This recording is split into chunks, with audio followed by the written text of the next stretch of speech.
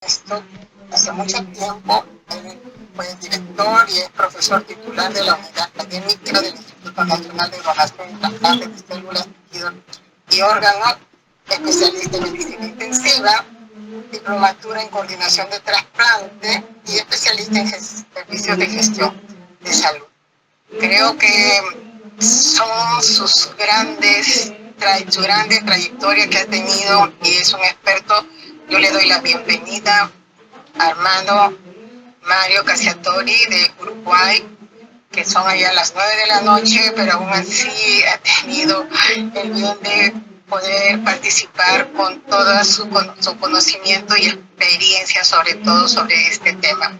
Muchas gracias por su participación y también a los panelistas, a la doctora Jessica Román, que también es un médico intensivista que trabaja en este tema en nuestro país, y todo el mundo la conocemos y es miembro de la junta directiva actual de la Sociedad Peruana de Medicina Intensiva, y el doctor Martín Padilla. Doctor Martín Padilla es un doctor gerente del Seguro Social referente a donación y trasplante de órganos, que recientemente tiene la dirección, la gerencia de este tema.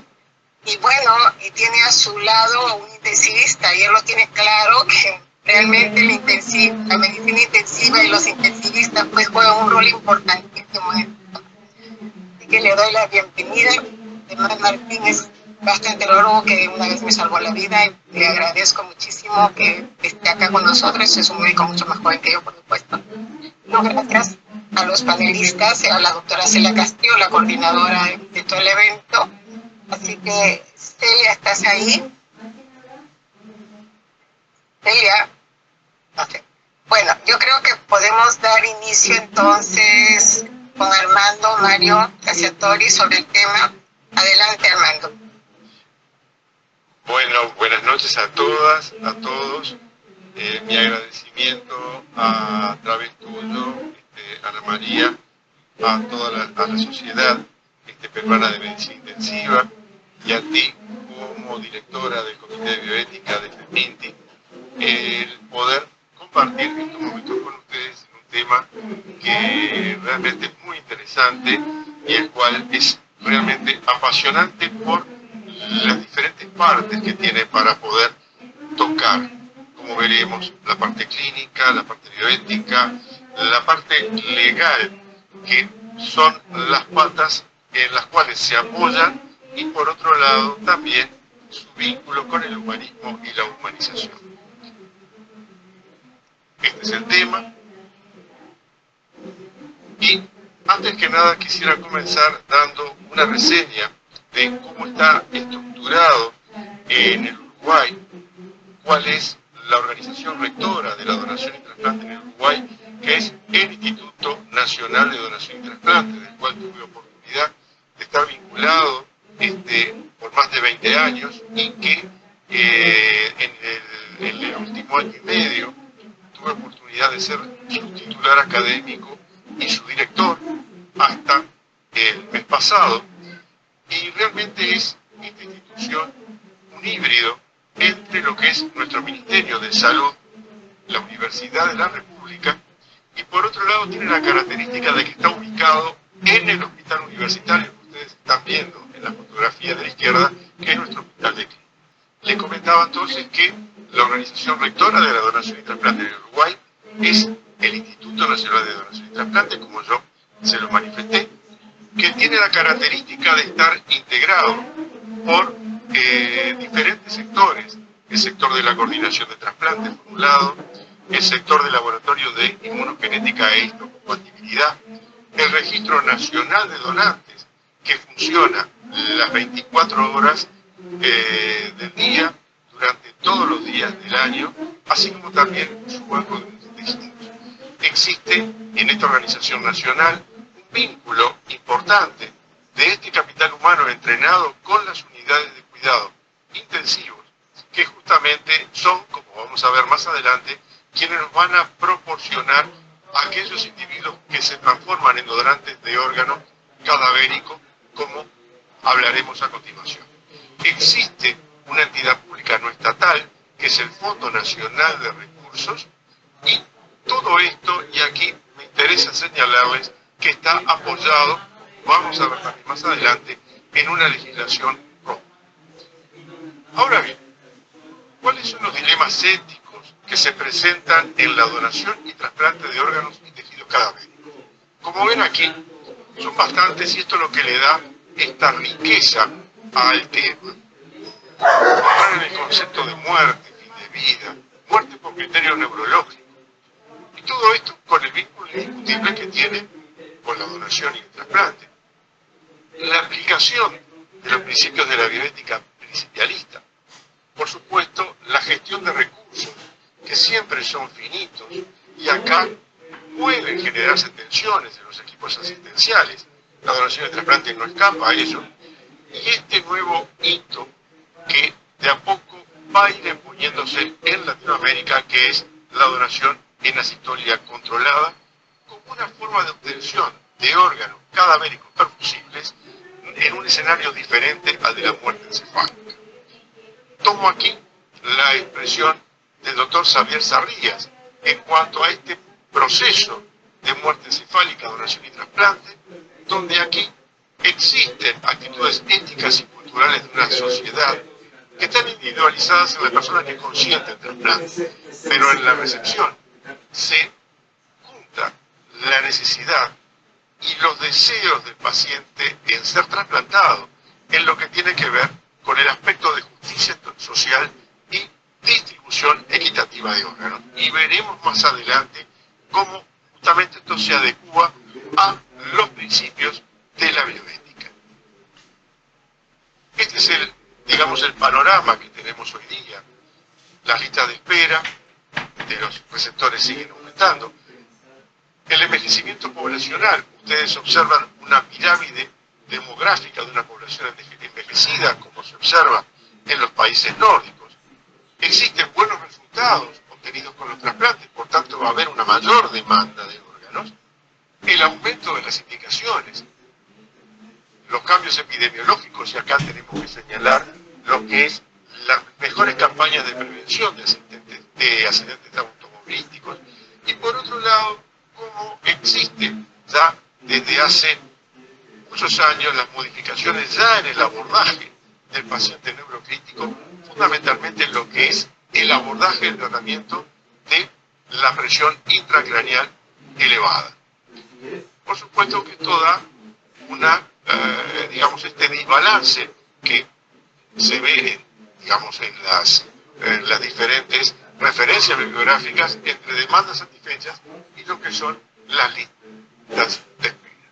Con esto es que tenemos que trabajar.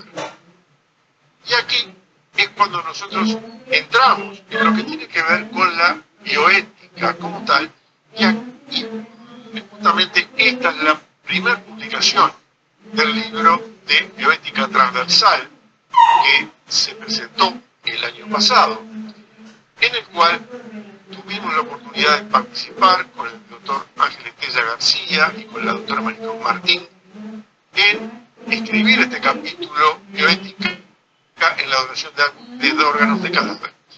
Y es importante porque señalamos específicamente que han habido avances en técnicas quirúrgicas, avances en la medicación inmunosupresora, en lo que son también los estudios inmunológicos, soluciones de preservación, y acá también ese vínculo que se impone con las unidades de cuidados intensivos, no solamente para la captación de individuos fallecidos por muerte por criterio neurológico, sino que en un futuro cercano también en lugares donde se va a poder realizar lo que corresponde a la adecuación de las terapias de soporte vital para poder dar lugar al proceso de la donación en asitolia controlada. Y estos son los puntos que nos parecen interesantes para tratar, lo hemos hecho en ese capítulo, pero la muerte encefálica, la muerte por criterio circulatorio, donación en asitolia, y los cuidados intensivos orientados a la donación formando parte de lo que es la donación al final de la vida. Permítanme aquí mostrar estas frases célebres de Jorge Luis Borges, donde la muerte es una vida vivida, la vida es una muerte que viene. Y acá hay algo que también lo vamos a aplicar, porque esto también nosotros no escapamos a el temor a la muerte, como lo dice Epicteto de Frigia, que la fuente de todas las miserias humanas para el hombre no es la muerte, sino el miedo a la misma. Y es también lo que nos invade a nosotros como profesionales de la salud y como terapistas. Y finalmente, después de todo, la muerte es solamente un síntoma de vida, como lo expresaba el gran Mario Benedetti. En cuanto a la bioética aplicada al concepto de muerte por criterio neurológico, aquí ya tenemos nuestro primer espacio de deliberación. La muerte por criterio neurológico te entronca dentro de lo que es de vida, se introduce. Por supuesto, la muerte no es un fracaso de la medicina, sino límite irrebasable de la vida. Es motivo de importantes controversias y la misma ha sido reconocida como la muerte del individuo. Ya estaba publicado en este informe de recomendación de la Red Consejo Iberoamericana de Donación y Trasplante por una de mis tutoras, la doctora Dolores Escudero. Y por supuesto nos encontramos ahora frente a esto tan amplio que es fin de vida, que fue objeto de nuestro primer estudio realizado en el seno del Comité de Bioética, en ese momento dirigido por el doctor Rubén Darío Camargo Rubio, donde tuvimos la oportunidad de explorar cómo se abordaba este aspecto en Iberoamérica y si existía una biolegislación para estos temas. El objetivo es comprender conceptos, como bien lo dice así, que involucran al individuo cuando se acerca a su fin desde una perspectiva bioeticista, pero ajustándose al marco normativo regulatorio de la legislación. Y esto es un hecho que es muy importante porque sabemos que siempre ese marco normativo regulatorio es el que va a dar sostén y respaldo a quienes tienen que tomar decisiones en el momento de hacerlo. Y muerte digna, adecuación de terapias de soporte vital, cuidados paliativos, voluntades anticipadas, eutanasia, muerte encefálica, cuidados intensivos orientados a la duración, con el concepto de ventilación no terapéutica, son todos temas que están entrelazados y que debemos conocer. Aquí, justamente, en esto, ustedes pueden, comparto con ustedes lo que ha sido un poco la evolución en el Uruguay. En el año 2008 se promulga una ley, la ley de morir con dignidad, la 18.335. Luego se suma la ley 20.179, promulgada en el 2023 y puesta en marcha en el 2025, con el derecho universal a cuidados paliativos.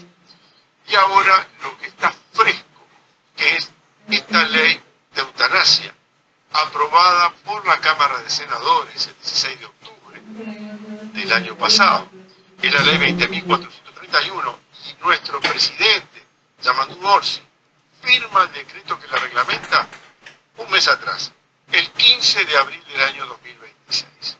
Este ha sido el camino seguido por Uruguay. Y para ello, lo que es importante, ya con el concepto de muerte, es tener este conocimiento de la determinación uniforme de la muerte. Y acá sabemos y nos indica que un individuo está muerto cuando ha ocurrido el cese irreversible de la función respiratoria y circulatoria o el cese irreversible de todas las funciones cerebrales, incluyendo el tronco cerebral. Ambos criterios para constatar la muerte son en esencia uno solo, que está basado en el cese de las funciones encefálicas. Y aquí, en Uruguay, aceptamos la muerte del tronco encéfalo como, frente a lo que se llama la muerte global o muerte encefálica global o World Brain Death. Nosotros seguimos en Uruguay la escuela británica con el Brain Stem Death, que es la muerte de tronco. ¿Qué es importante recalcar aquí? Y esto tuvimos oportunidad de publicar explicarlo en un capítulo del libro de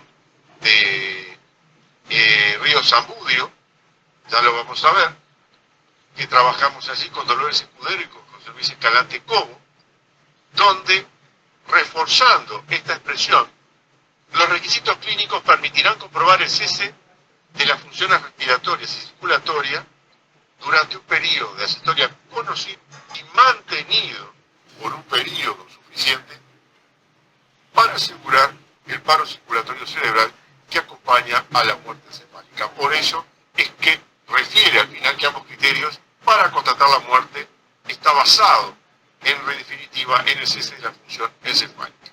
Y ahí está la referencia bibliográfica que tuvimos oportunidad de compartir con Dolores y con José Luis. Entra la sesión de bioética y ¿qué es lo que nos interesa a nosotros como médicos intensivistas? La bioética en la adecuación de las medidas terapéuticas o limitación del tratamiento del soporte vital. El derecho a una muerte digna, eutanasia y suicidio asistido, que quizá esto se extrapola un poco más, tiene un aborda un espectro mayor, y por supuesto lo que nos atañe a nosotros ahora, la bioética en la donación. Y por supuesto, para los que somos intensivistas, la bioética en la donación de órganos de cadáver y la aplicada al concepto de la muerte por criterio neurológico. Debemos tener presente también que existe todo un tema en la bioética en la donación de órganos de personas vivas. Hoy no lo vamos a tocar. Aquí están los colegas, Rosa Reina, Claudia Vicenal, Maricruz Martín, Rubén Darío Camargo Rubio y Cristina Orlandi, quienes presentaron este libro en el Congreso de la FEPINTI del año pasado. Como tal, la ética y la ciencia son interdependientes y complementarias. No podemos prescindir de una de ellas porque perdemos el rigor al acto médico y eso lo tenemos que tener presente. Se puede perder de vista. Y vamos entonces a nuestras primeras reflexiones en la dimensión bioética. Asimilar la muerte encefálica a la muerte del individuo y al vínculo con la donación y trasplante, aplicando esos principios que corresponden a la bioética principialista. El trasplante de órganos es una de las acciones humanas más beneficentes y solidarias. No podemos perder de vista que es algo altruista, que se da en medio de lo que hoy sabemos que se ha, priorizado la tecnología y que se ha perdido la humanización.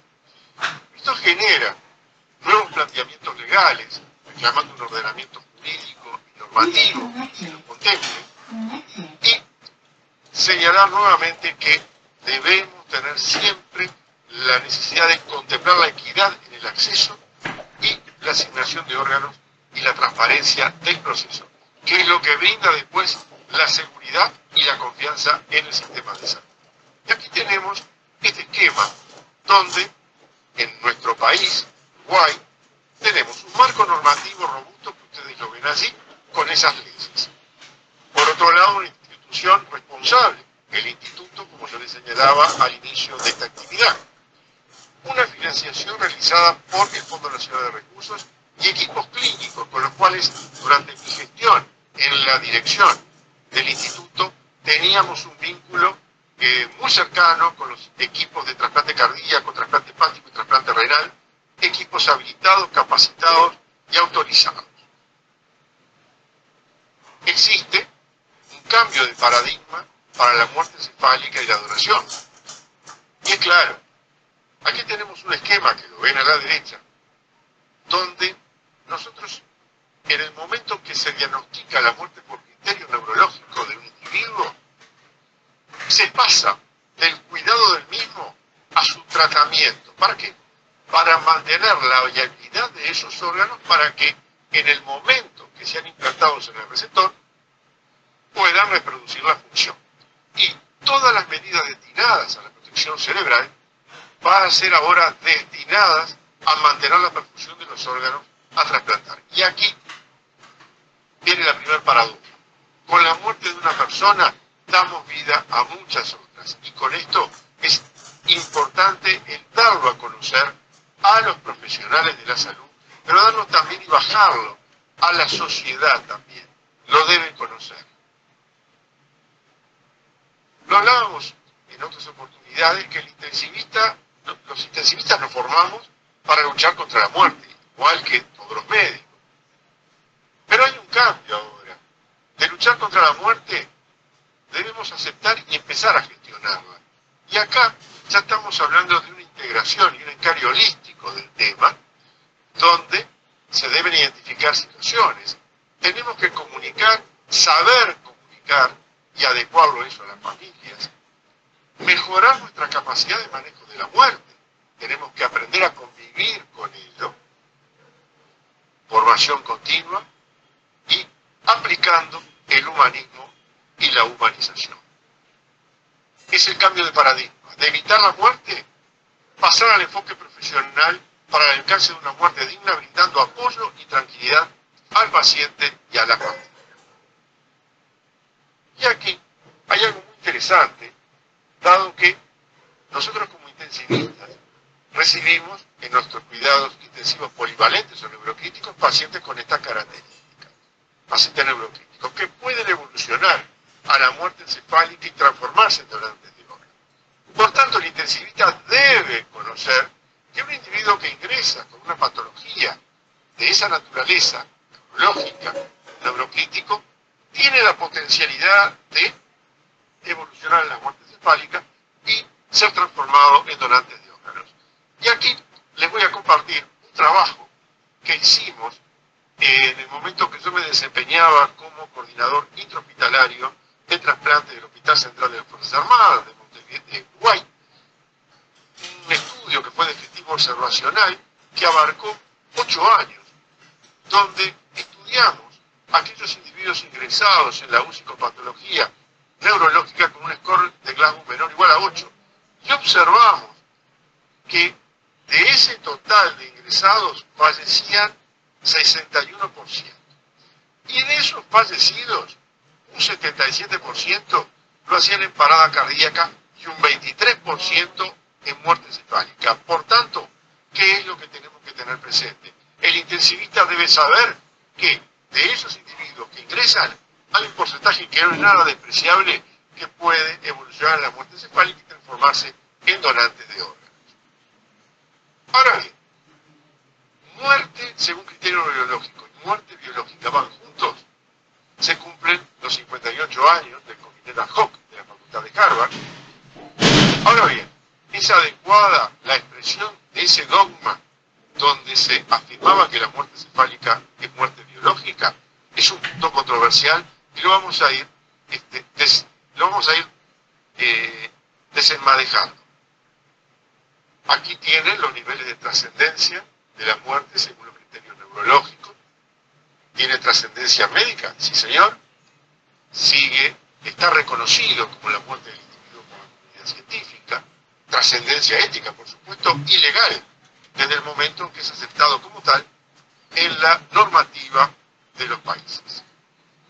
La muerte encefálica del Uruguay tiene un marco legal robusto, mencionado, con esta ley 14.005 del año 1971. Fíjense que llevamos más de 50 años de eso. Y las leyes posteriores que ustedes ven también.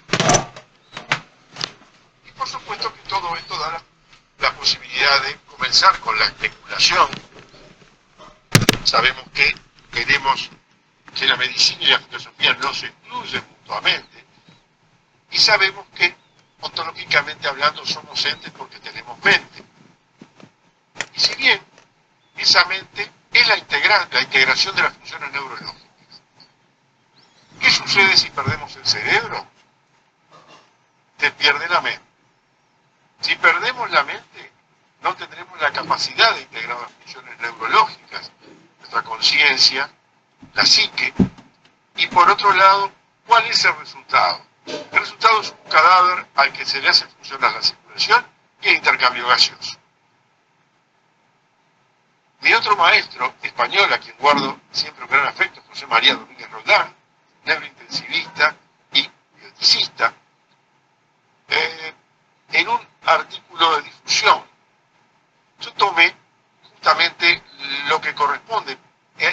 bases antropológicas para declarar la muerte de la persona.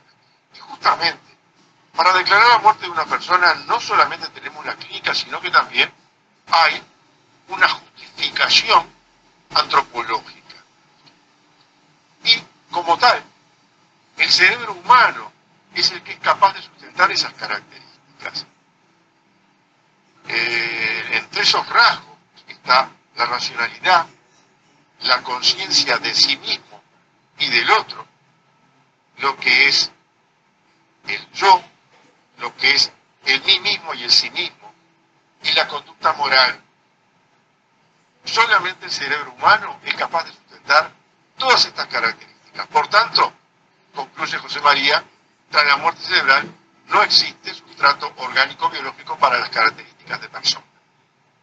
Ahora bien, ¿puede seguir latiendo el corazón de una persona muerta? La respuesta es sí, en base a lo que es toda la aplicación de los mecanismos de soporte vital.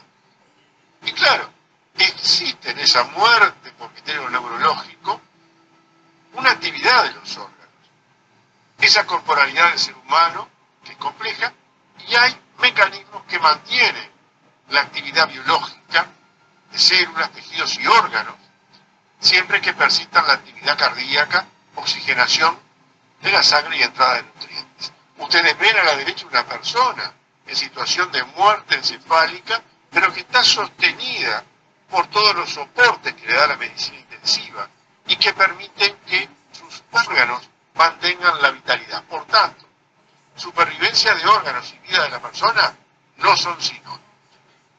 Y aquí, en este trabajo que tuvimos la oportunidad de publicar con mi amigo catamarqueño Daniel Agustín Godoy, tenemos los dos enfoques conocidos para la determinación de muerte neurológica del adulto, donde también nos unimos a la propuesta de un concepto unificado, y sabemos que aquí la muerte biológica en realidad no es un fenómeno biológico de todo o nada. La muerte encefálica no es ese fenómeno biológico de todo o nada, sino que en definitiva es un proceso dinámico en el que se establecen diagnósticos más o menos arbitrarios. La frase de Domínguez, parecen vivos y sin embargo están muertos. Y tenemos que prepararnos, los intensivistas, para poder eso abordarlo y poder transmitirlo al entorno familiar. Tenemos que tener presente que el cerebro es integrador central de funciones y es el que permite mantener la homeostasis para resistir la entropía. Por tanto, la persona es su cerebro y su calidad de ente requiere un cerebro vivo. Si el cerebro muere, lo que resta es un cuerpo acerebrado. Sostenemos la vida de algunos sistemas por medios artificiales. Y lo que queda, después de la muerte del encéfalo, de que era una persona en ventilación artificial, es un cadáver al que se le hace funcionar la circulación y el intercambio gaseoso. Por tanto, la muerte encefálica representa la muerte del individuo, si bien puede no constituir su muerte biológica propiamente dicha, debido al mantenimiento de las funciones de los órganos por el soporte artificial. Por supuesto, seguirá siendo fuente de debate. Las personas nunca han sido preparadas para la muerte y socialmente todavía sigue constituyendo un fracaso de la medicina. La donación de órganos se fundamenta sobre la muerte. Se hace visible la vida para el receptor, no para el donante que pierde la vida. Y es otro tema importante a tener presente, como sabemos también que frente a los reclamos de nuestros receptores, nuestros tiempos no son los mismos de aquellos que están en lista de espera. Por tanto, la muerte encefálica no constituiría la muerte biológica en el sentido estricto del mismo, como tal debería ser entendido, y basándonos en los aportes de Miller, de Collin y Through, consideramos que no corresponde concebir la existencia del dogma muerte encefálica es muerte biológica. Aquí tenemos la segunda actualización del consenso de muerte encefálica en adultos y en pediatría que tuvimos la oportunidad de presentar el año pasado en el Congreso Uruguayo de Medicina Intensiva. Tuvimos la oportunidad de tener dos mesas, una con la presentación de esta actualización y por otro lado nos permitieron tener la primer mesa referida a la donación en Estolia en el Uruguay. Por tanto, acá tenemos la base bibliográfica de más de 20 años, porque el primer consenso de muerte encefálica fue generado en el año 2001, estábamos a 24 años del mismo, y por otro lado la posibilidad de comenzar a transitar los pasos en la donación en las historias controladas. Humanismo y humanización es algo fundamental y de la misma manera debemos siempre recordar el humanismo durante la gestión. Deben ser aplicables, deben ser las patas de esa mesa que conversábamos hoy, deben tener sinergia y debe existir, además de todo eso, una empatía en la comunicación y poder formarse en esta, en esta situación de saber transmitir a las personas. Tenemos aquí los engranajes, ya lo hemos mencionado, y el objetivo humanista dirigido hacia la práctica médica en general son las palabras, y hago mías, de María Cristina Orlandi, destacada colega de la Asociación Argentina de Terapia Intensiva: curar algunas veces, aliviar frecuentemente, pero confortar y acompañar siempre. Es nuestro deber ético y humanista. Tuvimos oportunidad de publicar el año pasado en la revista Donasur, donde se llevan, los diferentes temas en cuanto a la donación de Latinoamérica. Allí escribimos transitando el camino en Uruguay y consideramos de gran valor la promoción de la donación como un acto de altruismo y solidaridad dentro de nuestra sociedad. Pero el propio colectivo médico debe comprenderlo y asumirlo como un elemento a incorporar en la práctica clínica diaria. Pero no debemos olvidar a las familias para poder tener esos aliados y que la familia pueda tener conocimiento cabal de cómo son las cosas. Aquí la donación y el trasplante es responsabilidad de todos los profesionales sanitarios de una manera u otra, no solamente de los coordinadores de trasplante y de los profesionales de cuidados intensivos. Y aquí tenemos lo que hablábamos hoy, de la gestión de la incertidumbre, gestión de camas, y sabemos que tenemos administración de recursos que son finitos. Aquí el proceso de donación y trasplante está incluido en esto. Y permítanme, aquí se me ocurrió una situación posible de un prestador de salud para compartir con ustedes, de un hombre joven, hipertenso, quien ingresa a un hospital por un evento cerebrovascular confirmado después por tomografía y que va empeorando progresivamente. La UCI, como ustedes ven allí, no tiene disponibilidad de camas para su ingreso. Por tanto, debe permanecer internado en sala de emergencia. Pero en la evolución de su cuadro clínico va instalando elementos que hacen suponer un síndrome de muerte encefálica. Aquí les voy a abrir un abanico de las cosas que se pudieran dar.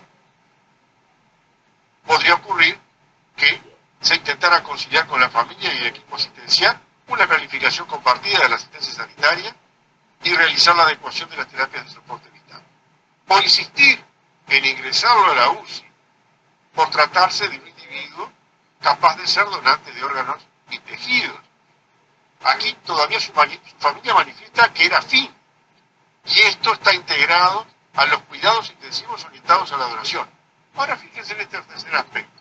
Si en el equipo asistencial hay disenso, puesto que algunos no están de acuerdo con la cultura de la donación, ¿cómo encararía el manejo de esta situación?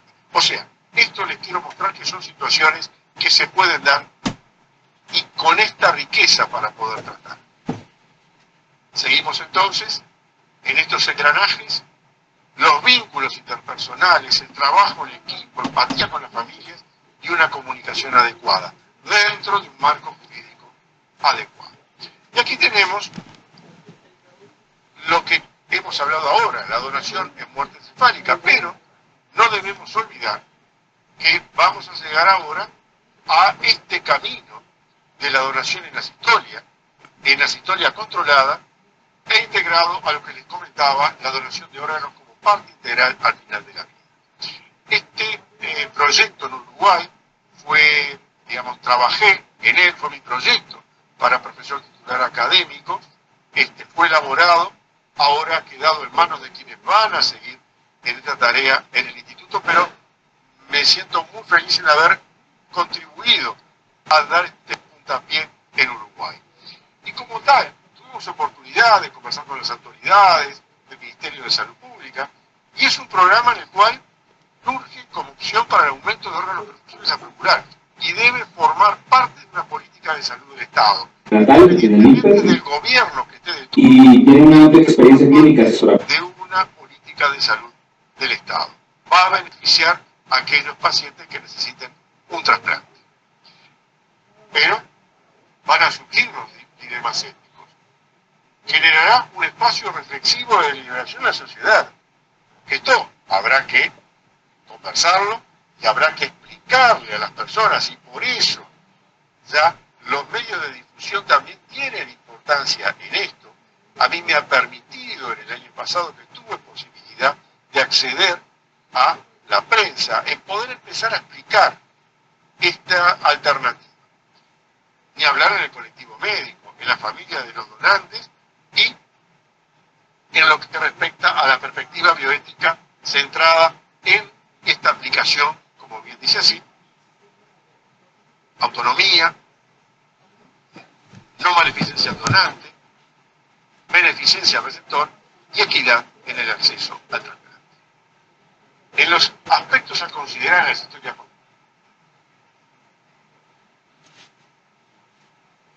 de la vida y equipo transdisciplinario, comunicación adecuada y empatía. Estos cuidados intensivos orientados a la donación permiten que ingresemos a un paciente a la unidad de cuidado intensivo cuando igualmente sabemos que su pronóstico vital es gravísimo, con gran posibilidad de evolucionar al éxito y poder, en ese caso, aplicar lo que pudiera ser la ventilación no terapéutica, o con el ejemplo que les mostré, ingresar a un individuo para realizar el diagnóstico de muerte encefálica y poder transformarlo en donante.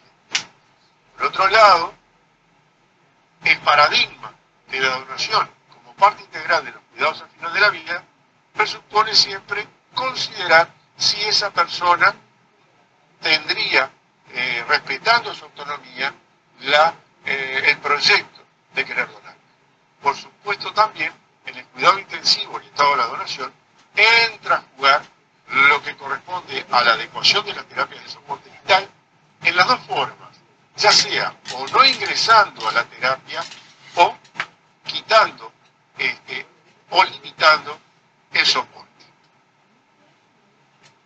Los cuidados intensivos orientados a la donación ya tienen su historia. Hay un documento de la CENISUC del año 2017 y aquí tenemos todo lo que estuvimos comentando y mencionamos previamente.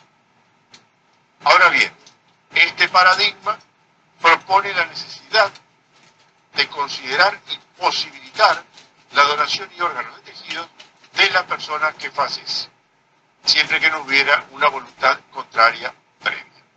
Esto siempre debemos tenerlo presente.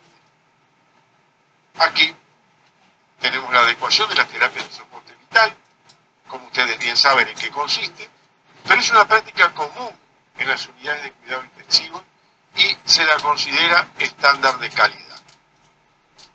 También todo este proceso de la planificación compartida de la asistencia sanitaria y documentos de instrucciones previas, donde en realidad lo que se hace es el respeto hacia la persona que tiene una biografía, facilita la reflexión y comprensión de la vivencia de enfermedad y cuidado de esas personas. Y por otro lado también conocer cuáles son sus preferencias y expectativas de atención y permite tomar decisiones. Esto es muy importante en ese momento. Sugerimos entonces, a modo de recordatorio, no olvidar el rol que cumplen las familias involucradas en el proceso, encarando una comunicación honesta, inteligible y oportuna, responsabilidad del equipo asistencial. La adecuación de terapias debe ser siempre independiente y previa a la decisión de donar. Y por otro lado, siempre debe haber una separación de equipos. Por un lado, lo que es el médico intensivista que recibe a un enfermo y va a entregar todo para salvarlo. Si no se puede, por una patología neurocrítica fatal, debe saber realizar el diagnóstico de muerte encefálica. Pero por otro lado viene un equipo de coordinación de trasplante y por otro lado en los equipos ablacionistas. Tuvimos oportunidad de escribir este artículo de opinión con el colega Enrique Marios Olivares Durán, de México, integrante también de nuestro comité de bioética. Y aquí lo interesante es que la bioética respecto a la donación en la historia controlada, tenemos la adecuación de terapias de soporte vital, los cuidados al final de la vida y, como decíamos, los cuidados intensivos orientados a la donación. Es decir, están unidos todos estos aspectos en este tema. Vamos hacia el primer consenso latinoamericano de bioética en donación y trasplantes de órganos, tejidos y células. El equipo de trabajo que integramos con Maritruz Martín, con Angelito Tella, con Manuel Valledor, con la doctora Paula Genta de Uruguay y con el doctor Enrique Olivares, hemos trabajado y en estos puntos que ustedes están viendo, los que nos pareció más importante desde el punto de vista bioético: la adecuación, los cuidados orientados a la donación, algo que es la instrumentalización del cadáver, que es algo muy tenso para poder explicar y para poder transitar en él, el consentimiento informado, la comunicación a las familias y, como siempre, el encare transdisciplinario. Hay una tendencia, y acá lo vemos en esta comunicación de la OPS, de la red Consejo Iberoamericano de Donación y Trasplante, la RCDT, de la cual participé en el año 2024-2025, esto es el 2024, donde se habla ya asumiéndose de los proyectos de la donación de la historia controlada en América Latina. Ya Argentina está teniendo una muy buena experiencia en el tema. No podemos dejar de hablar de que debe existir un marco legal, como comentábamos hoy, que esté dando este soporte a todo este proceso. Y acá tengo oportunidad de compartirles una invitación que me realizó el Colegio Médico de Chile y tuve oportunidad de participar en el Congreso Futuro, invitado por su presidenta, la doctora Ana María Arriagada, y por el secretario Mauricio Cofreo Larzo. Y acá el poder ir a compartir y a mostrar un poco la experiencia en la Comisión de Salud del Senado, en el Congreso Futuro y en la actividad del Colegio Médico, me da la noticia que me alegró muchísimo el 1 de mayo.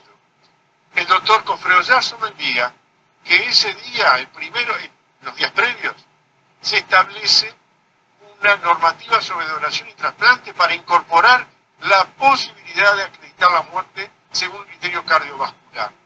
Por tanto, uno se considera con ese deber que se va cumpliendo y poder aportar a los países hermanos y tener ese soporte legal. Algo para no olvidar la donación de tejidos, saber que específicamente en esto los tejidos y células solo pueden derivarse del cuerpo de una persona, de ahí el desafío ético asociado a este proceso. Hay que aplicar el cumplimiento siempre de la regla del donante muerto, que especifica que la donación de órganos debe ser consecuencia y no causa de la muerte del donante, eso hay que especificarlo bien, y se deberá trabajar mucho por parte del colectivo médico a fin de lograr la confianza de las personas que trabajan en estos procesos tan sensibles. En este esquema unimos todo: medicina intensiva, donde tenemos gestión, coordinación de trasplante, equipos, modelo de equipo transdisciplinario, adecuación de terapia, fin de vida.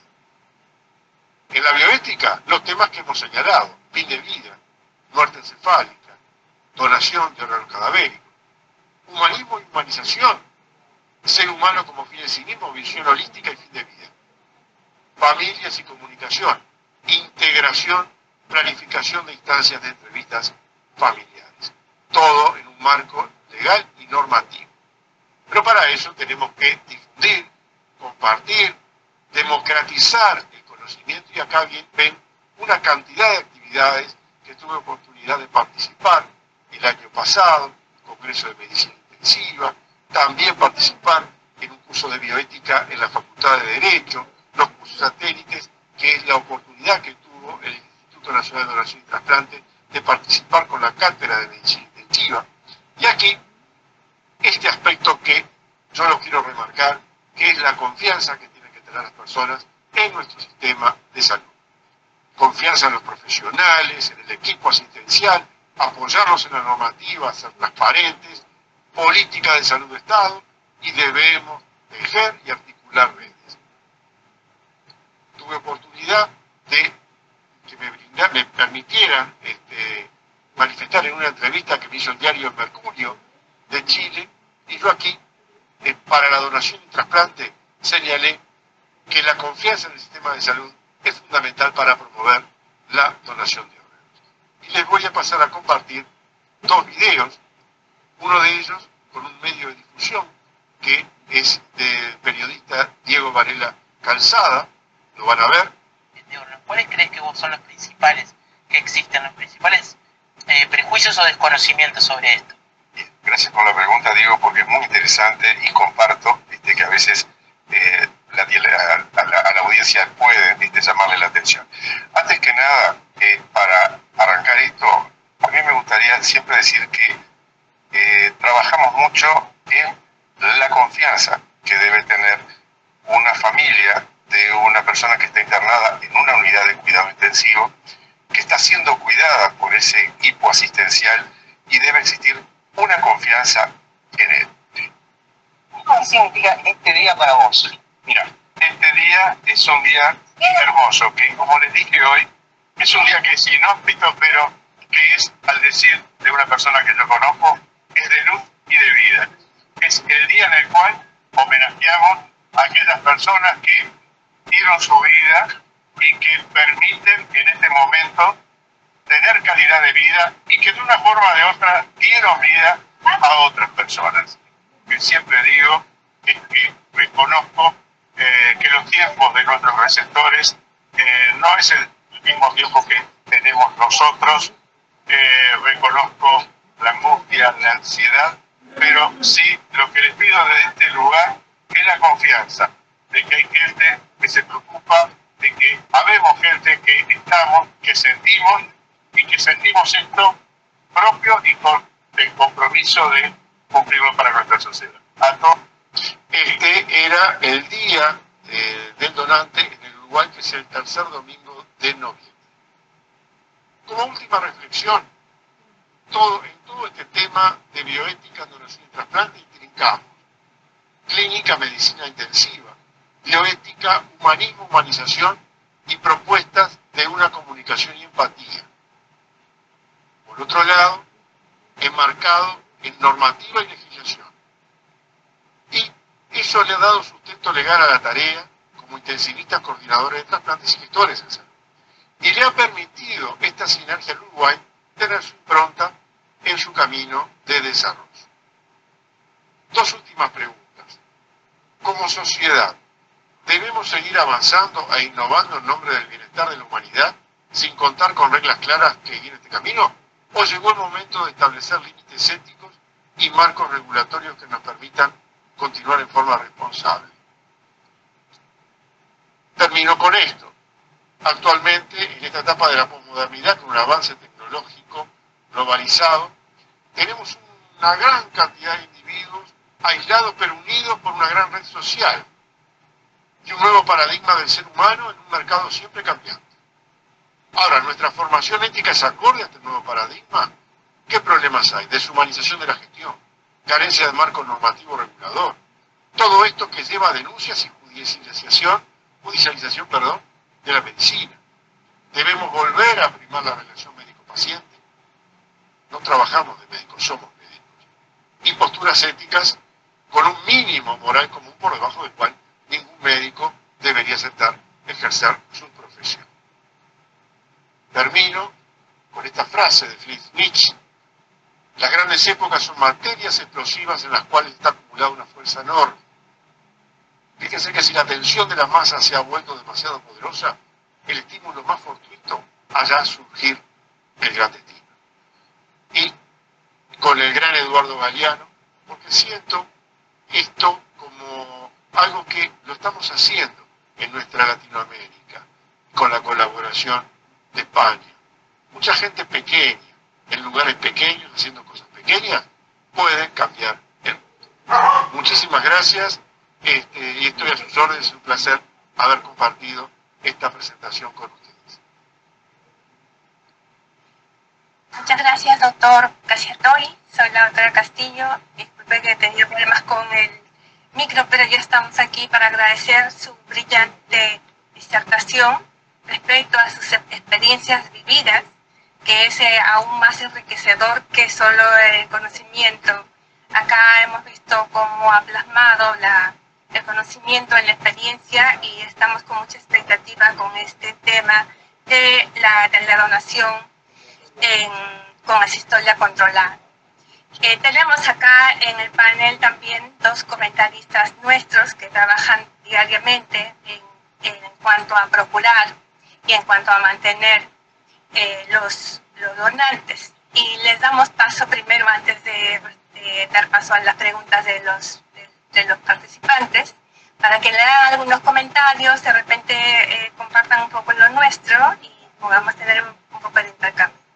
Muchas gracias. Doy paso a la doctora Jessica Román. En primer lugar, la doctora Jessica es médico intensivista, con bastante experiencia ya en cuidados intensivos. Ella se ha formado prácticamente en esa línea para la donación, y tiene también una experiencia que contar seguramente. Y también tenemos con nosotros al doctor Martín Padilla, que en este momento es gerente de procura y trasplante de la Seguridad Social. Vale decir que la Seguridad Social es el ente hospitalario que más trasplante realiza. Los otros componentes más que nada son donadores. Y en ese sentido, el doctor Padilla también podrá comentar con usted lo que tenga como experiencia con ya bastante tiempo en este campo. Les doy pase, doctora Jessica, por favor.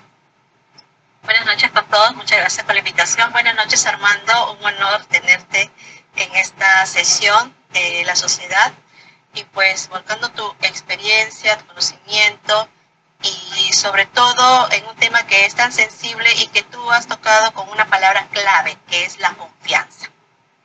Creo que esa es la palabra clave para todo el ámbito de la salud, ¿no? Como médicos, como profesionales de la salud, debemos generar una confianza con nuestros pacientes cuando los tratamos, con las familias, en el caso de los críticos, ¿no? Que más tratamos con las familias, pero más en un tema tan sensible que tiene que ver con la muerte, con el fallecimiento. Es como pedirle un acto de fe. Créame que su familiar está muerto. Créame que hemos hecho todo por salvarle la vida. Créame que no me interesan los órganos, que me interesa su familiar. Entonces es como pedirle un acto de fe, y es el pilar, creo, fundamental sobre el cual se debe cimentar todo el sistema y toda la atención en el sistema de salud, ¿no? Entonces yo creo que ahí está la palabra clave, la confianza. ¿Y qué hay en nuestro país? Pues desconfianza, todo lo contrario. Desconfianza en el sistema de salud, desconfianza por las demoras en encontrar de repente citas médicas, para exámenes de laboratorio, para imágenes, percepción de repente de demora, de maltrato, y todo eso pues te va a llevar a los resultados que tenemos nosotros en casas de donación y trasplante, ¿no? Yo quiero que esa es la palabra clave, y algo muy importante que también has mencionado, y acá tenemos a nuestro gestor, la palabra gestionar. Gestionar la muerte. Y gestionar el concepto de muerte va abocado al sistema sanitario, al sistema hospitalario. Parece mentira que estando en pleno 2026, aún tengamos en nuestro entorno hospitalario profesionales de la salud que no tengan en claro que la muerte encefálica es la muerte de una persona, que no tengan en claro que los reflejos medulares pueden estar y los lleve a dudar del diagnóstico.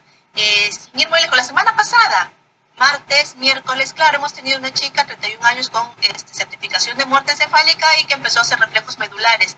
Y el que no está entrenado, pues le va a generar primero duda, suspicacia del diagnóstico, de que si estamos declarando muerto solo para que sea donante, y es un tema de educarlo, porque la primera barrera que tenemos nosotros es la hospitalaria.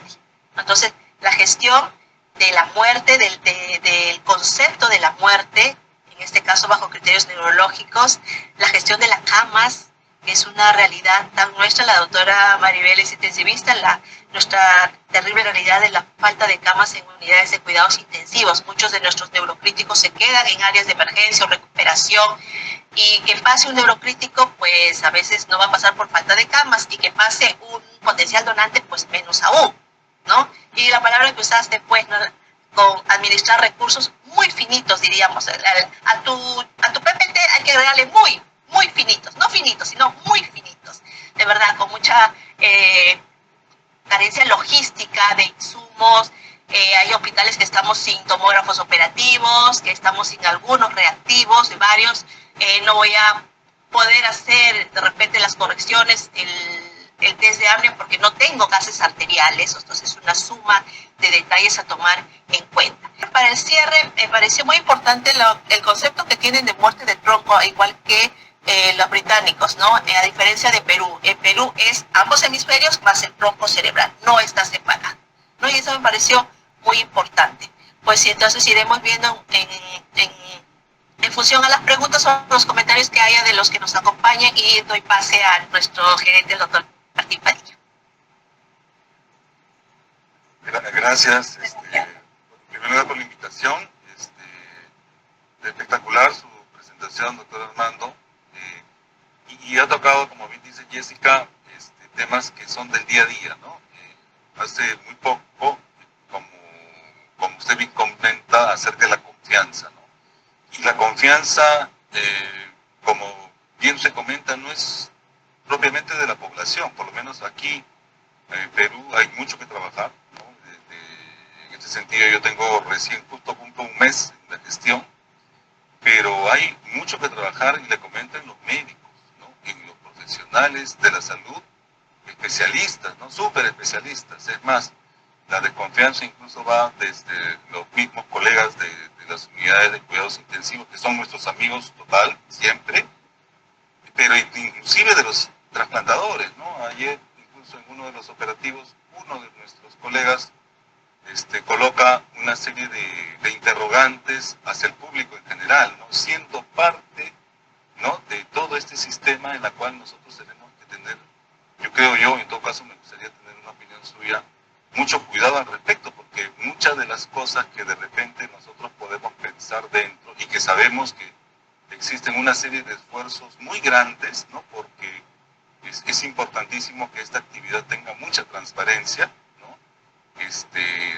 El público en general, diferentes instituciones de salud, organizaciones exigen transparencia, y que de repente por allí existan algunos comentarios al respecto, pues se cae todo, ¿no? Y lo primero que afecta fundamentalmente es en nuestra población, donde comienzan a aparecer en redes una serie de comentarios negativos, poniendo en cuestión justamente esto, ¿no? Entonces, yo creo que en este sentido también en los aspectos de bioética van desde nosotros, que somos parte de este contexto, ¿no? Y creo que es uno de los pilares importantes, y que en ese sentido, pues, no sé si de alguna manera, como hacen en Uruguay, aparte de que uno es parte del equipo o de procura o de trasplante, hay, no sé, un mensaje, una capacitación, un documento o algo al respecto para cuidar mucho esos aspectos, ¿no? Eso es mi primer comentario en ese sentido. Bien, muchas gracias. Primero, saludarte, Jessica, es un placer verte nuevamente y de haber compartido contigo la estancia en Perú el año pasado. pasado, y bueno, y lo mismo como comentaba el doctor Martín.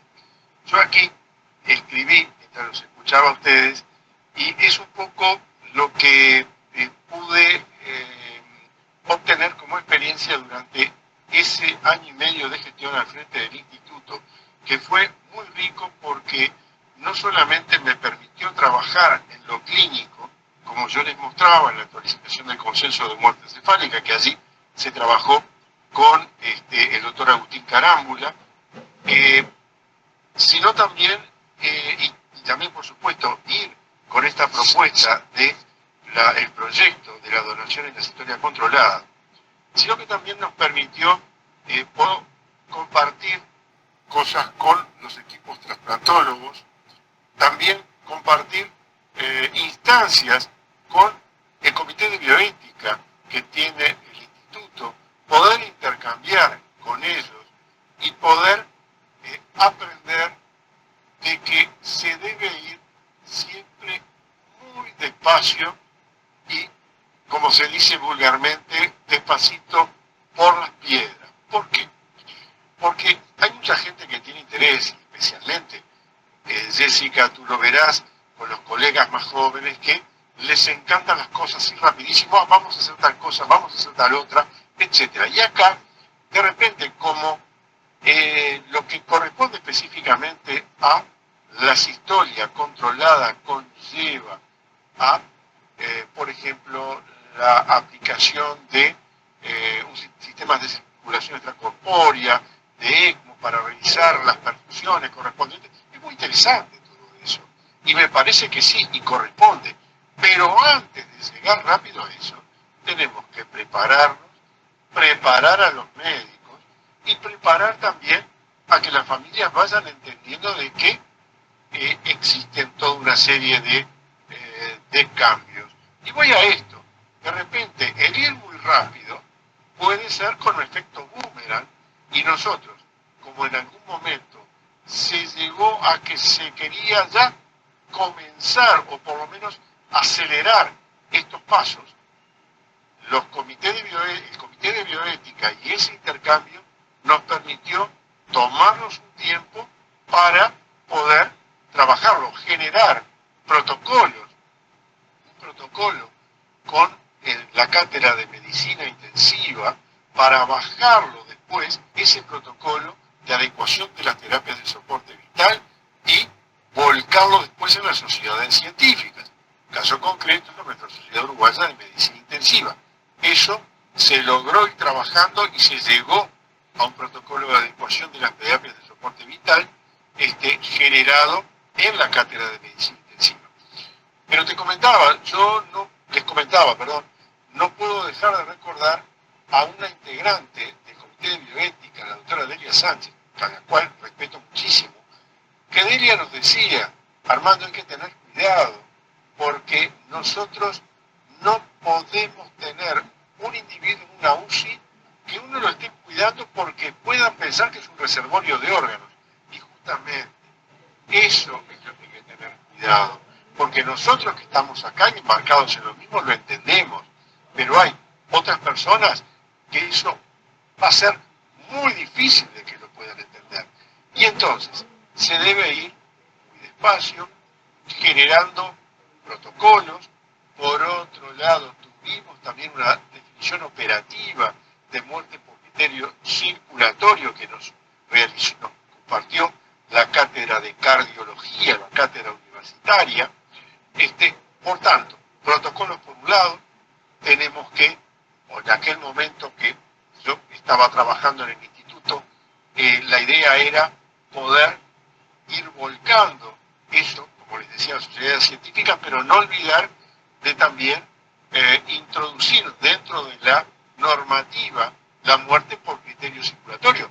Uruguay tiene, en la ley 14.005, tiene definida lo que se entiende por muerte y entiende también la muerte por criterio neurológico. Pero habría que quizá, de repente, ajustar alguna frase con respecto a la muerte circulatoria, como lo mostraban en el proyecto de ley los hermanos chilenos. Y si bien sabemos que las modificaciones de las leyes son muy engorrosas y puede llevar mucho tiempo, pero de repente generarse un decreto, que ahí lo firma la autoridad regente en salud, y de repente se puede avanzar de esa manera. Lo que sí les digo que hay que ir despacio, pero seguro. ¿Por qué? Porque si vamos muy rápido, el boomerang nos puede hacer perder lo que en el caso de Uruguay fueron 50 años de ir en un continuo, continuo pasos hacia adelante. Entonces, vuelvo a insistir también, ahora refiriéndose un poco a lo que comentaba también el doctor Martín. Sí, la gestión es importantísima y la información que manejamos los propios colegas dentro de las UCI, yo les puedo decir con propiedad, esto no es de ahora, sino, yo como ustedes ven, peino canas, ya estoy jubilado, pero empecé a trabajar en medicina intensiva en el año 1992. Y había médicos que decían, yo no creo en la muerte cefálica, eso no existe. Y cuando había una persona que de repente podía ajustarse a eso, a ese diagnóstico y posibilitar de donar, ya a priori, una posición tomada por ese colega que no creía, ya limitaba el proceso. Por eso les digo, esto ha servido todo transitar durante estos años donde se han ido sumando aportes. Y también, una de las cosas que manifestaba Martín, en el instituto existe un equipo de psicología médica y hay también, a la misma manera que funcionan los equipos de coordinación de trasplante, que es un médico intensivista en régimen de guardia 24 horas en los 7 días de la semana durante todo el año. Con ese médico coordinador de trasplante va una licenciada en psicología que trabajan muy bien, son unas grandes comunicadoras. Aprovecho para compartir con Jessica, cuando estuvimos en el curso de comunicación de malas noticias, justamente la licenciada Pilar Bachi, que es grado 4 de la Facultad de Psicología, nos brindó material y la licenciada nos comentaba que también ellos en este momento están asistiendo también a un cambio en las familias con las cuales tienen que realizar las entrevistas. Como ustedes saben, Uruguay no escapa a todo el problema de violencia mundial y al problema de los sicariatos y el narcotráfico. ¿Y qué ha sucedido?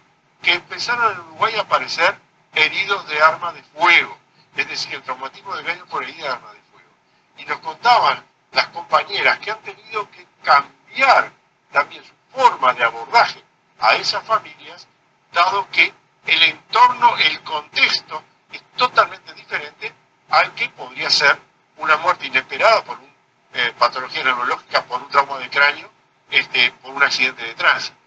Por tanto, en cuanto a lo que comentaba Martín, sí, tenemos que aprender, tenemos que saber comunicar, tenemos que tomarnos el tiempo y eso volcarlo en los más jóvenes. Lo mismo en cuanto a, por supuesto que la inteligencia artificial es buena, pero tenemos que darle su espacio. No podemos dejar nosotros de tener el contacto con el libro, formato papel y la lectura. Tenemos que elaborar nosotros, puede ser un buen instrumento, pero tenemos que elaborarlo nosotros, tocar el libro, como digo yo, el formato papel, el sentarse y el poner mucha parte de sí para poder ir avanzando. Por eso digo, creo que de todo esto, lo importante es generar ámbitos de intercambio, de formación, tratar de tomar lo bueno de la tecnología sin perder la parte humana, el corte que da la bioética transversal y, por otro lado, volcarlo, como les digo, a los más jóvenes en un marco normativo que nos esté protegiendo y de esta manera se puede ir avanzando.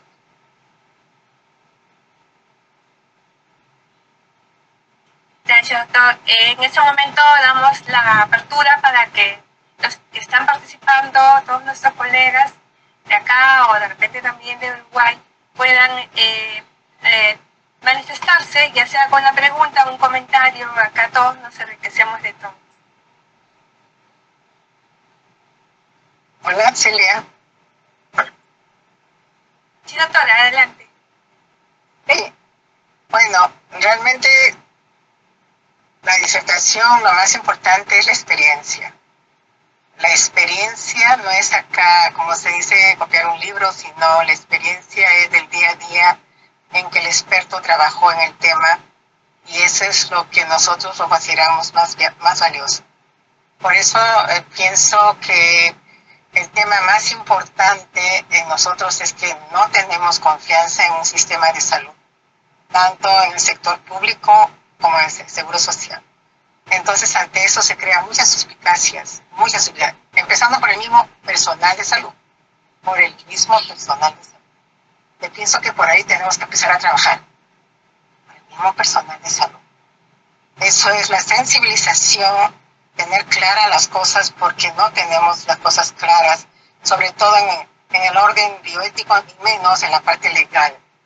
Que eso es lo que tenemos que establecer, ¿no? Los protocolos, las guías institucionales, en el cual podemos darle una capacitación al personal de salud respecto a este tema. Pero una capacitación no con el afán de buscar ordenar que se busque órganos, no, de que estén concientizados, de que estén comprometidos. Eso es la sensibilización, eso es calidad. La calidad es la sensibilización, no es obedecer por orden, sino porque tú sabes que tienes que hacerlo porque así es. Y eso se consigue con una cultura de sensibilización que tendríamos que empezar con el personal de salud respecto a este tema. Y es así en todos los aspectos de salud, es así. Tenemos que empezar siempre por una cultura de sensibilización, en el cual ustedes que trabajan en esta parte de donación, y sobre todo los médicos intensivistas, porque vemos a los pacientes al final de la vida, y muchas veces las UCI son cuidados paliativos, porque no existe cuidados paliativos en nuestro país como tal. Entonces nosotros somos intensivistas y cuidadores paliativos, ¿no? Entonces uno para proteger los órganos para la donación, el otro para que el paciente tenga una muerte digna y pueda morir sin dolor. Entonces, esas cosas realmente a veces no lo tenemos claro entre el mismo personal. A mí me consta cuando estuve jefa de UCI, donde había pacientes que ya habíamos tomado la decisión en conjunto de que no había nada que hacer, pero que por ahí movió un brazo, qué sé yo, y le dice a la familia, no, que ahora sí puede ser. Entonces, habiendo yo hablado con la familia que ya había un pronóstico muy reservado y que habían aceptado la muerte, nuevamente le vuelven a dar toda la terapia avanzada, darle Renor, le vuelven a poner. Estas cosas, la comunicación entre nosotros es vital. Primero empecemos entre nosotros, porque si no tenemos una comunicación de equipo como persona y no tenemos un marco de protocolos o de guías en el cual yo me puedo bajar, entonces no voy a tener un consenso uniformado y no voy a comprometer, no voy a lograr el compromiso, la sensibilización de mi personal. Es importante. Es importante. Yo trabajaba en una institución militar donde ahí cumplían órdenes porque era militar un grado mayor, ¿no? Pero eso no basta. Eso no basta. Porque uno tiene que adecuarse, ponerse el vestido de trabajo de la especialidad que tiene, ¿no? Entonces, eso es calidad de atención. La calidad está en todo, en una transversal. Entonces, tenemos que trabajar entre nosotros mismos primero y dar las herramientas de capacitaciones, pero capacitaciones que con guías, protocolos, cómo debemos hacer, qué sé yo, un equipo, que se crea un equipo para que pueda crear esto y podamos hacer. Eso es lo que tenemos que hacer, porque yo veo, y por eso que le agradezco a Armando, yo veo que muchos países como Colombia, Argentina, ahora ustedes Uruguay, Chile, ya han avanzado mucho en esto, ¿no? Y nosotros tenemos que ir avanzando, o sea, ya hay antecedentes a nivel internacional sobre esto. Entonces tenemos que hacer, yo creo que es cuestión nada más de decisión de nuestras altas autoridades y saber llegar a ellas, pero con instrumentos, con herramientas adecuadas para decir, esto es lo que hay que hacer. miren la experiencia de aquí, miren la experiencia de allá. Aquí tenemos una experiencia similar con nuestros países latinos. Entonces, eso es, creo, lo que se tendría que hacer, esa es mi opinión, ¿no? Entonces, ese es un trabajo que arduo, pesado, porque es así.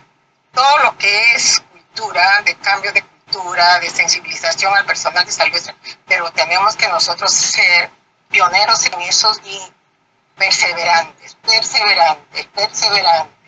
Pero como dice Armando, poco a poco, pero perseverantes, ¿no?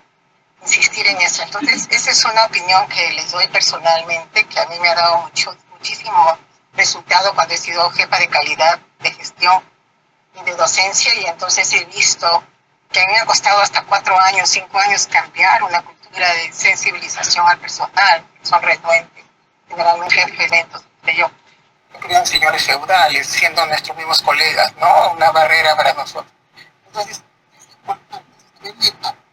pero tenemos que tener las herramientas para poder capacitarlos. Es esto. Esa es mi opinión. Gracias, Armando, Martín y Jessica. Gracias, Benedita. Muchas gracias, Ana.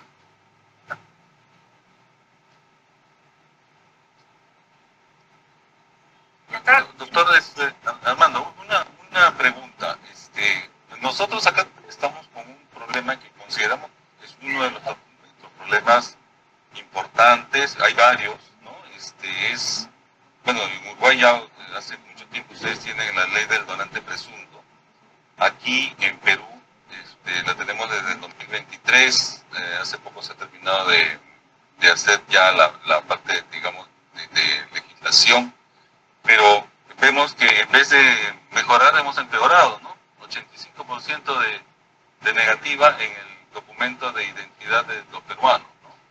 Y más bien al contrario de lo que estamos viendo, justamente lo que nos comenta justo todo el equipo de Procura, es que al contrario la opinión y lo que se ve en los medios y las redes es no pongas en tu DNI sí, porque si no inmediatamente te van a sacar los órganos y no van a hacer nada por ti.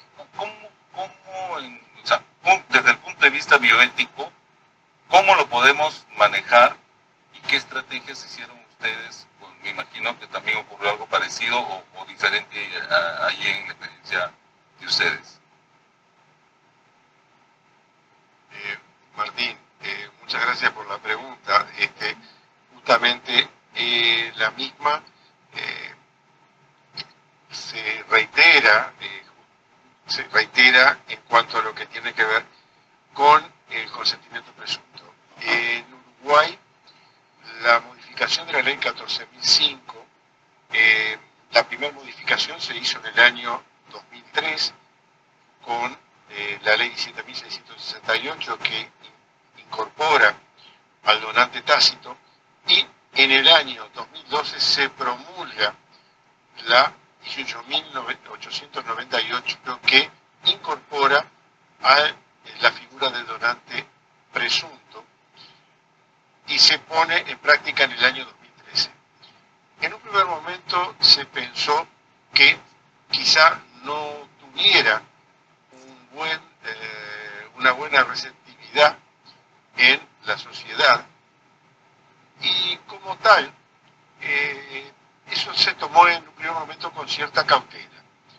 Sin embargo, con el tiempo, lo que se vio es que si bien las negativas no aumentaron tanto, lo que sí pudimos notar es que esta característica de la ley le permitía a las familias de repente no tener la necesidad de tomar decisiones en un momento muy difícil, como era la pérdida de un ser querido por un evento brusco, como podía ser un accidente de tránsito, un evento cerebrovascular, y entonces mucha gente no se sentía preparada como para poder tomar una decisión, y a esas personas el hecho de tener una normativa que está diciendo que si la persona en vida no se expresó contraria a la donación, su silencio es interpretado como una posición afín a la misma.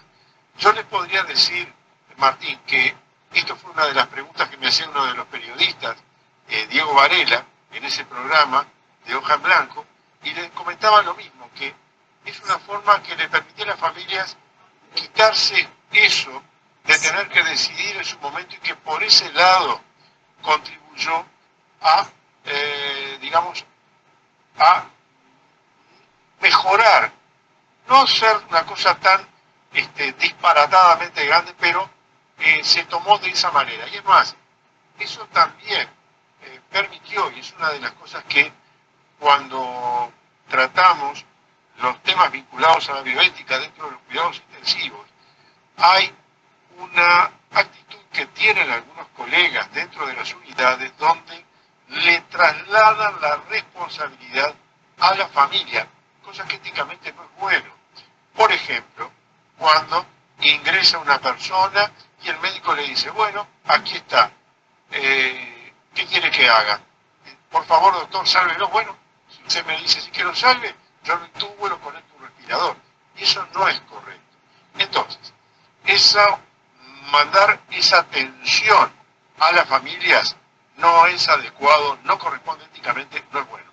Y sí, lo que les digo, que en nuestro país, que el Uruguay siempre fue muy solidario, el uruguayo es muy solidario y es afín a la donación, lo que posibilitó justamente fue quitar este peso a las familias cuando ocurría un evento de esta naturaleza, y ya la normativa les estaba facilitando este camino.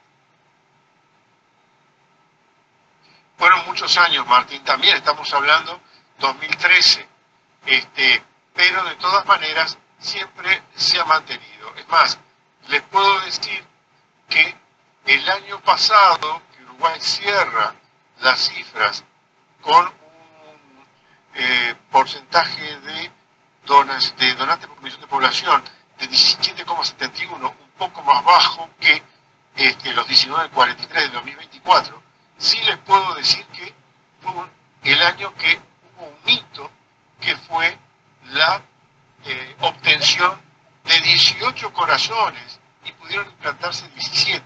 Eso fue histórico en el país, nunca se había logrado. Es decir, se logró a través de todo ese esfuerzo mancomunado de los profesionales, tanto de la SUSI, que denuncian la situación al instituto cuando existe una muerte encefálica, ya sea en el subsector público o privado, y por otro lado los coordinadores de trasplante y los equipos que, digamos, suman esfuerzos en este enfoque holístico. Pero vuelvo a esto, es un trabajo que ha llevado su tiempo, pero que a nosotros realmente nos ha favorecido en este camino. Okay. El doctor Enrique Olivares ha levantado la mano. Adelante, doctor.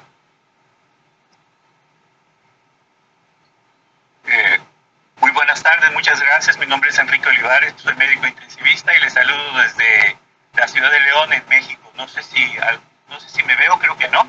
Pero envío un saludo muy afectuoso a todos ustedes, y en particular al ponente, al ilustre y brillante ponente el día de hoy, Armando Cacciatore, que tengo el gusto de conocer desde hace años en el Comité de Bioética de la TEPIMTI, a la doctora Ana María Montañez, que actualmente es nada más y nada menos, para orgullo del Perú, de este Comité de Bioética de la Federación Panamericana Ibérica, y yo tengo algunos años coparticipando en este mismo comité, y ahí es donde he tenido la oportunidad de conocerlo. Obviamente este es un tema, como muy bien dijo Armando, el doctor Cacciatore, apasionante, por múltiples facetas, y me llamó mucho la atención que de todas ellas, como que la que más énfasis ha tenido ahorita en los comentarios post-conferencia han sido el tema de la confianza y de la sociedad y la confianza del propio equipo de salud. Yo les quiero compartir que la experiencia aquí en México no es diferente, y que es uno de los elementos con el que cualquier hospital que quiere empezar a trabajar es con los que primero se enfrentan. Y en México fue muy curioso porque el centro regulador a nivel nacional de la donación y los trasplantes, el Centro Nacional de Trasplantes se llama en México, nace en el año 2000. Pero, por ejemplo, en la ciudad en la que yo estoy, que es León, nosotros empezamos la actividad de donación y trasplantes en mi hospital, en el Seguro Social, en 1997, es decir, 3 años antes de que hubiera un órgano nacional regulador. Entonces, en esos años aprendimos muchísimo, porque en ausencia de ese órgano nacional, nosotros nos enfrentábamos en León con una legislación que tenía huecos, con estos mismísimos problemas. ¿Qué hicimos?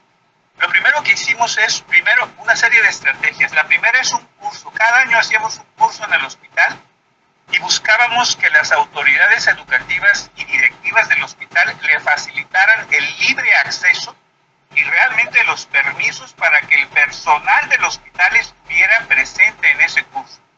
2, invitábamos a los líderes nacionales de donación y trasplantes, a los figurones que suelen aparecer en radio y televisión y no solo en las revistas, y los invitábamos a nuestro curso.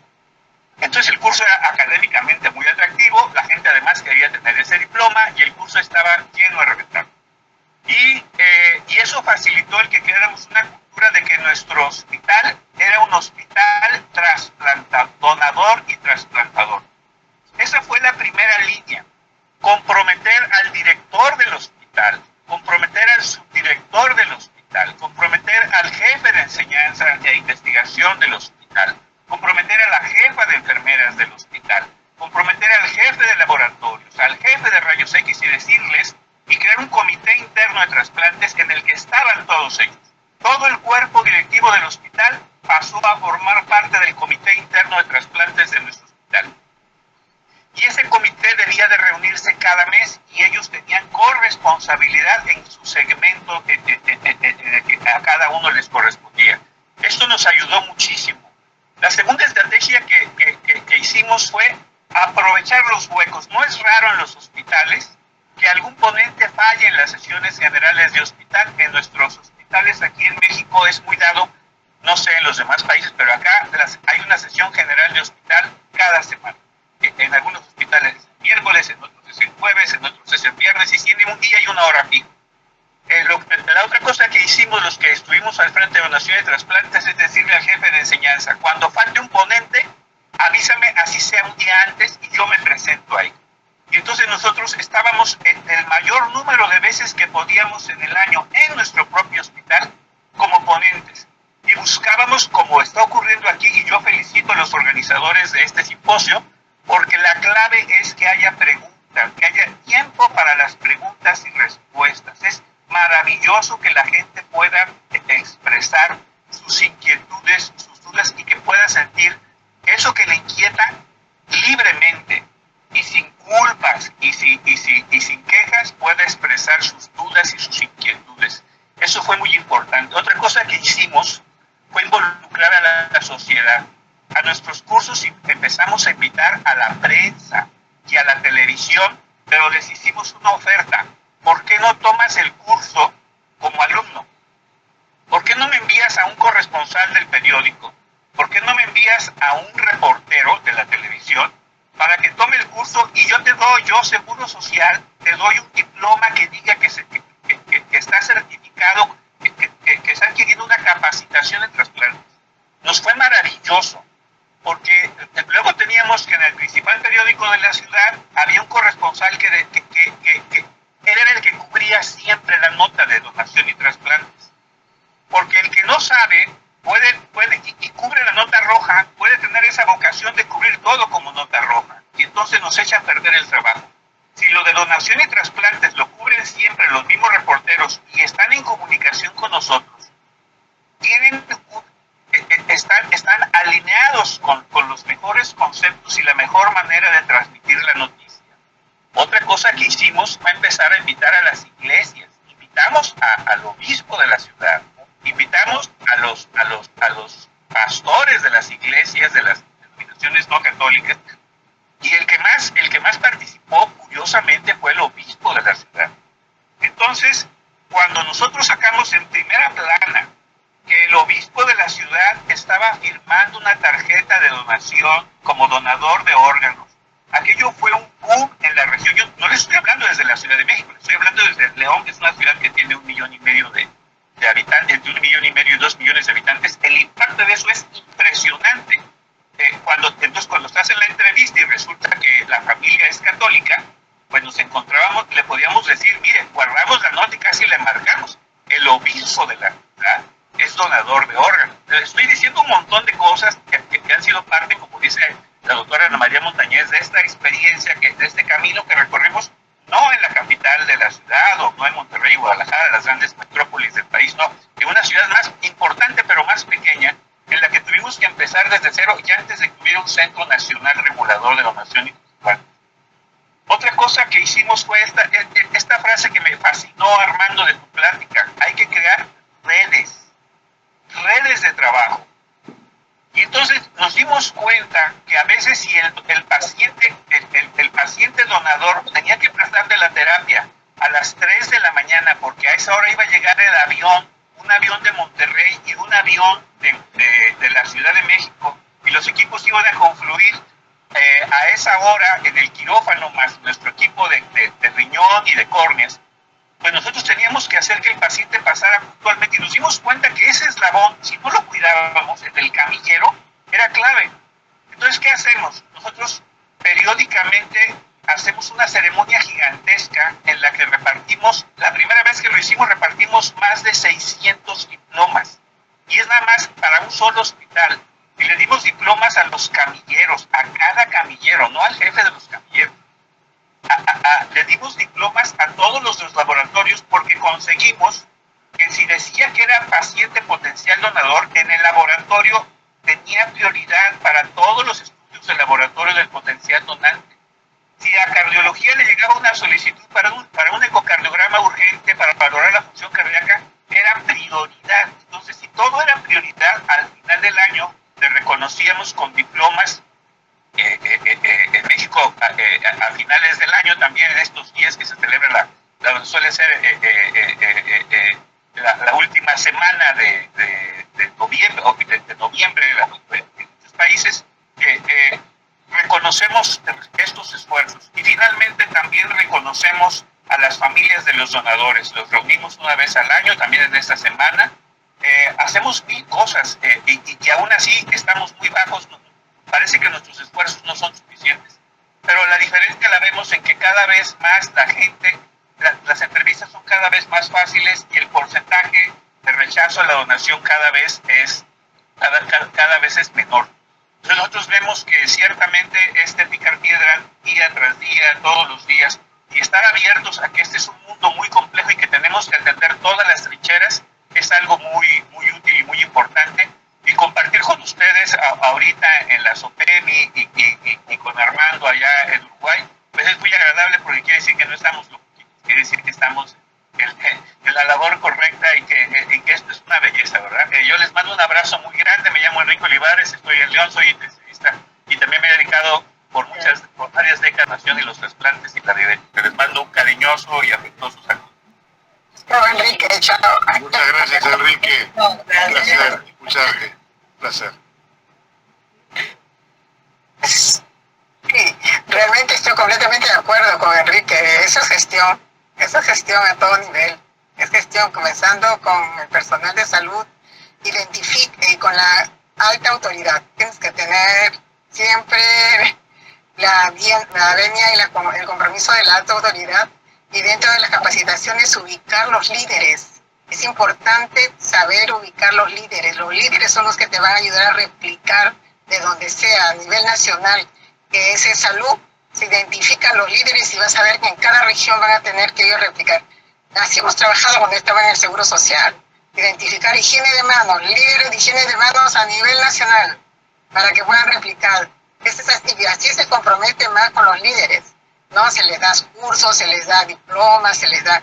Esa es la manera que se tiene que continuar. A nosotros nos ha dado resultado, al menos en algún momento. No sé, cuando trabajamos juntos. Bueno, sí, ya son altas horas de la noche, Armando ya está cerca de medianoche. Sí, porque... Muchas gracias.